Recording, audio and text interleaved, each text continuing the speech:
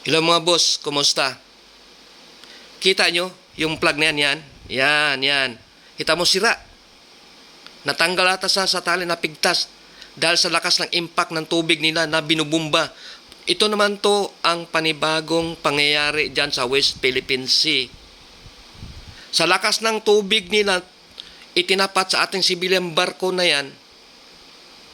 Kita mo, napigtas. Napunit pa ata ang plug natin sa lakas ng tama ng tubig nila ng water cannon sa ating barko.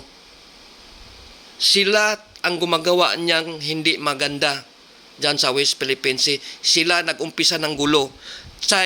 Chinese Coast Guard ang nag-umpisa ng gulo dyan sa West Philippine Sea. Tapos babalik ta rin nila. Ganon ang utak nila. Mga maliit ang utak. Mga walang respeto yan sa ating soberanya. Dapat bang irespeto natin sila? Sa palagay ko'y hindi.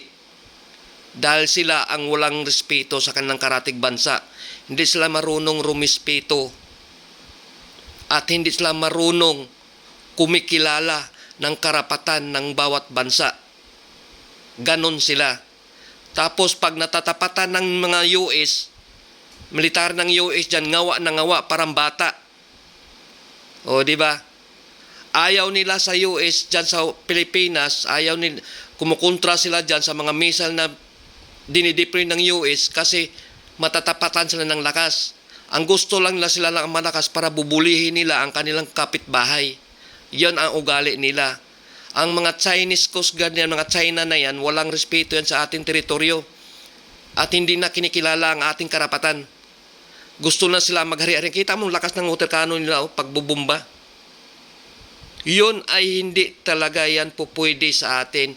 Panay ngawa na ngawa kasi tayo. Tula tayong pang-counter sa kanila kasi nga malalakas sila. Sana magagawa natin ng paraan kung paano natin sila i-counter na yan. Kasi uulit-ulitin lang nila yan ang pambubumba at tayo naman ay ngawa ng ngawa. Kaya wala talagang mangyayari dyan. Dapat mayroon rin tayong pang-counter. Hindi naman tayo makipagira sa tapatan natin